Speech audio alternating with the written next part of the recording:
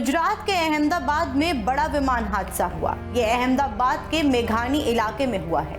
हादसे का शिकार हुआ विमान एयर इंडिया का है और इसमें लगभग 242 यात्रियों के सवार होने की आशंका जताई जा रही। हादसे के बाद आसमान में धुएं का बड़ा गुबार दिखाई दे रहा।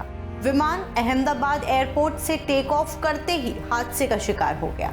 जानकारी के मुताबिक ये विमान अहमदाबाद से लंदन जा रहा था और अहमदाबाद एयरपोर्ट से टेक ऑफ करने के कुछ ही देर बाद मेघानी नगर के पास क्रैश हो गया।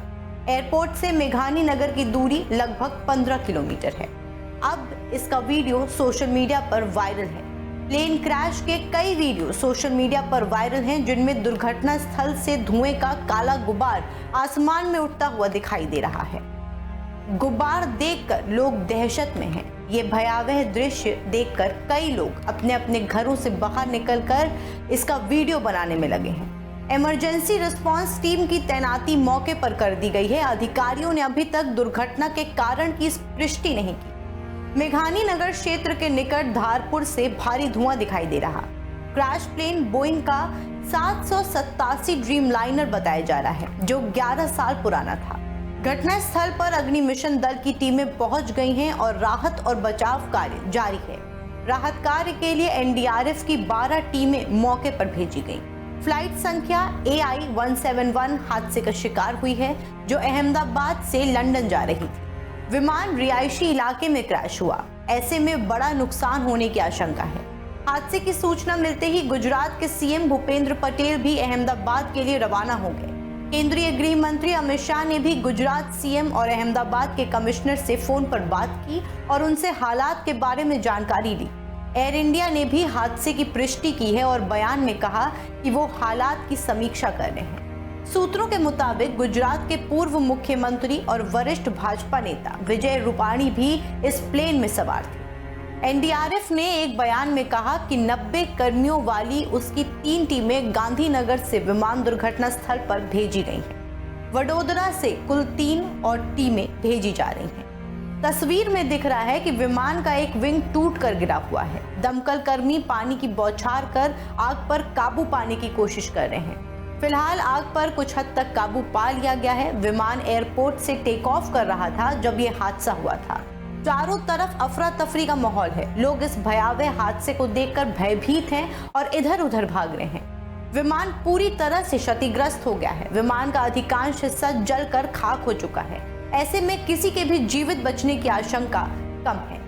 विमान जिस बिल्डिंग से लगकर गिरा है वो भी क्षतिग्रस्त हुई है। एयरपोर्ट के पास ही सिविल अस्पताल है, जहां के सभी डॉक्टरों की छुट्टी कैंसिल कर दी गई है। अभी तक की जानकारी के मुताबिक अहमदाबाद से टेक ऑफ हुआ ये विमान लंदन की ओर जा रहा था। हादसे के बाद अहमदाबाद के साथ वडोदरा से फायर ब्रिगेड की 25 गाड़ियां अहमदाबाद भेजी गईं। वहीं सूरत से भी रिलीफ एंड रेस्क्यू टीमें अहमदाबाद भेजी गई हैं। हादसे के बाद अहमदाबाद के साथ वडोदरा से फायर ब्रिगेड की 25 गाड़ियां अहमदाबाद भेजी गईं। वहीं सूरत से भी रिलीफ एंड रेस्क्यू टीम आ रहा है। प्लेन क्रैश की घटना पर समाजवादी पार्टी के राष्ट्रीय अध्यक्ष अखिलेश यादव ने भी शोक व्यक्त किया।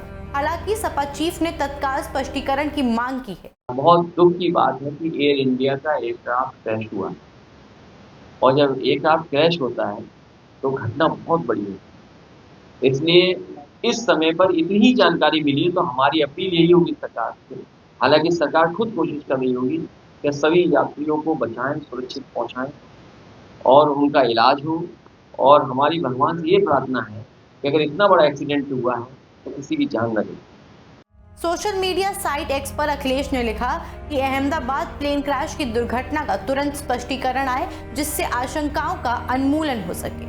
उन्होंने लिखा कि यात्रियों और क्रू के मेंबर सभी के लिए प्रार्थनाएं, सर्वोच्च स्तरीय बचाव, राहत और उपचार उपलब्ध कराए जाएं। इस हादसे पर सिराथू विधायक और अपना दल कमेरावादी की नेता पल्लवी पटेल ने भी दुख जताया।